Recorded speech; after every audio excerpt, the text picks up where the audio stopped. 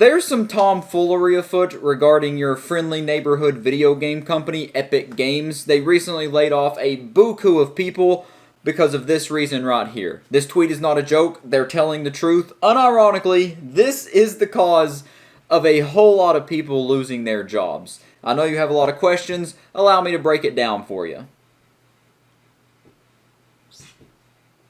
So we should probably start with a letter from Epic Games themselves. They posted this on their website. It just says layoffs at Epic, and this is the exact email that Tim Sweeney, the CEO of Epic, sent to all Epic employees this morning. It starts off by saying, "Hi everyone, as we shared earlier, we are laying off around 16% of Epic employees. We're divesting Bandcamp and spinning off most of Super Awesome." And then there's a whole lot more blabbing, a whole lot more of yada yada and whatnot going on here. But they do sum it up in the frequently asked questions, so that's where I'm going to skip down to, just to give you the spark notes, because who wants to sit here and listen to me read an entire corporate email? So right here it says, what were the scopes of the layoffs? It says they're laying off around 830 employees, or 16% of jobs. About 2/3 of the layoffs were in teams outside of core development.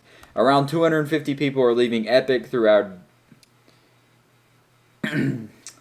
did not do well in English class. From Bandcamp and Super Awesome. We're cutting costs without sacrificing development or lines of business, so that means business function are... Let me restart that. I just had a stroke reading that. We're cutting costs without sacrificing development, or third time's the charm. We're cutting costs without sacrificing development or lines of business, so that means business functions are disproportionately impacted compared to development functions. Good job, Derek. Pat yourself on the back. You got through a sentence somewhat successfully. And if we hop, skip, and jump on over to Twitter, whenever this news was still hot off the press this morning, they were reporting that Epic Games was laying off the entire team behind Fall Guys, Mediatonic, because if you don't know how that whole situation went down, Epic Games bought out Fall Guys and the company Mediatonic when Fall Guys was bigger than the freaking Bible in popularity. So they own the company and the game subsequently. And now they're deciding they need to lay off a whole bunch of them. It turns out that it's not the entire team. They're not disbanding the whole thing. The game isn't dead yet. But the dude came out and said, while it's true that Epic Games owned Mediatonic, Fall Guys was hit very hard by today's mass layoffs. Reports, rumors that the entire studio was shuttered are not true. So the whole company is not shut down. The game's still alive. But it's still on life support, man. It doesn't have long left to live. But let's get back to the layoff letter here so I can set the table for you so you can fully understand everything about this situation. They say there will be no more layoffs, that this financially stabilizes the business. Firing 800 and some people gives them financial stability. 16% of their company financially stabilizes them. They're just trimming the fat, you know, getting rid of what they don't need. And basically their driving factor behind these layoffs, as they say it in this letter here, is that Fortnite's starting to grow again, and the growth is driven primarily by creator content with significant revenue sharing. Because if you don't know, not too long ago, Fortnite launched their new creative system, which allows people to make games, game modes, pretty much just make games inside of Fortnite, and then they get revenue sharing based on how many players that game gets.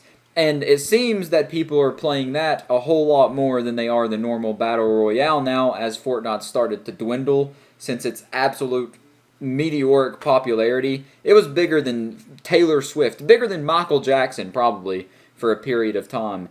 And now it's starting to dwindle down, but this creative thing is it's breathing fresh air into the lungs of Fortnite, giving it some new life. And they're saying that this is a lower margin business than they had when Fortnite Battle Royale took off and began funding their expansions, and success with creator ecosystem is a great achievement, but it means a major structural change to our economics. And then they go on to say that they've tried many different things. They've had ongoing efforts to reduce cost, include moving to net zero hiring and cutting operating spend on things like marketing and events, but they were still falling short on what they needed to be financially sustained. And then their last resort, their final option that they say they had to choose, were these layoffs to stabilize the company. So now you understand why I started the video off by saying that those stupid maps like Skibidi Toilet on Fortnite are actually the reason that people are being laid off, because they are.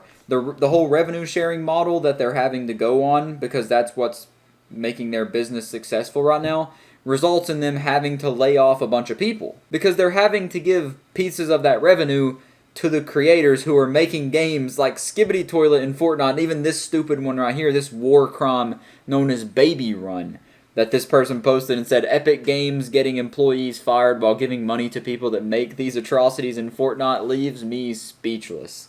And oh boy, does it ever. Why are there 215 people playing that? It is just baffling to me that Fortnite picked up the whole Roblox formula. They kind of stole Roblox's secret Krabby Patty formula, because that's practically what Fortnite is at this point. People make community maps, then the other players decide what they want to play. The more popular maps make more money.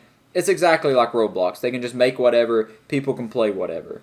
And the fact that this revenue sharing model is legitimately making people lose their jobs over shitty games like this, that will never fail to amaze me. And also, while I was scrolling Twitter, I stumbled across this that someone posted and said this emote was in the item shop right after Epic Games just fired like 900 of their employees. Share the wealth. Man, that either, in my head, I'm thinking that's like a last hurrah from one of the people who got laid off as like a, hey, this is my final mark on the company. I'm going to do a funny. Or it's just Epic Games having very, very poor taste in what emotes they're deciding to put in the shop. Or there is a final option. It's just completely random and the universe has a twisted sense of humor. But now I kind of just wanted to talk about some comments I'd seen about this situation and what 2 cents from people in the community, what they had to say about this. And this guy right here says, raising price of V-Bucks and firing over 900 employees is not going to fix the money problem. The money problem is whoever is choosing all the collabs and all the things we don't really need. Remember, originality is what made Fortnite get a lot of money in the first place. And that I agree with that. It brought up a very good point that I wasn't even thinking about. I didn't know they raised the price of V-Bucks. That's kind of, well, I guess inflation's really making everything go up, honestly. Not going to get into the whole inflation rant in this video. But is them firing a bunch of people and also raising V-Buck prices going to save them money and fix their financial issues? Maybe they say it is, and they say that they're not going to have to lay off more people, but could they have fixed it without having to lay off anybody? Or maybe even not even raise the price of V-Bucks? Because this guy brings up a really good point. All these collabs they're doing have to be playing a part in that also. Like, when I start thinking about this, I'm just thinking, like, maybe if they get back to what they originally started, like, get back to their plot, they build their own characters and, like, make a connection with the community through these characters, storylines, cinematics, and events like they did in the early seasons of Fortnite. And then if they do have to do a collab, or they do want to do, like, a Marvel collab or something, just make it like a small feature and not an integral role, an integral part of the experience. Because I feel like a lot of the attachment that was there previously in the past with like skins and whatnot is sort of lost now. And that could definitely help make up a bit of that profit loss potentially. It's just throwing shit at the wall and seeing what sticks. I don't know. I'm not a business mogul. I don't know if that would work, but it'd be worth a shot, I would say.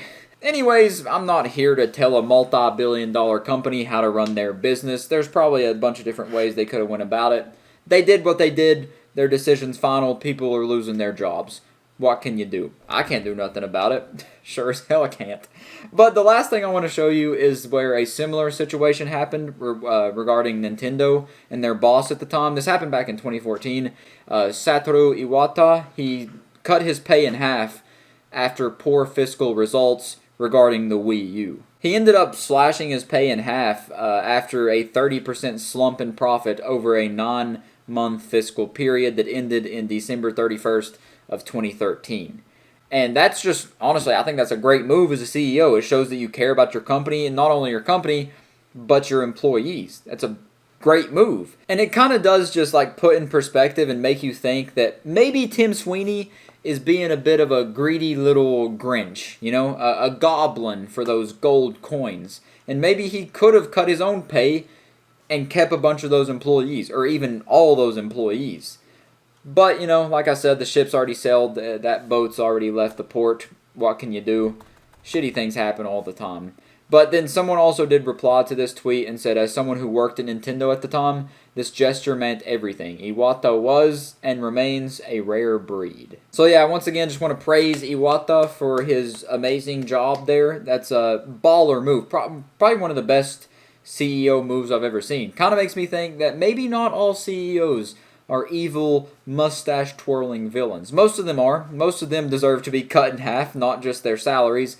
But this guy, he's one of the good ones. Protect him at all costs. And other than that, though, that's this whole situation in a nutshell, pretty much. I think I covered all my bases.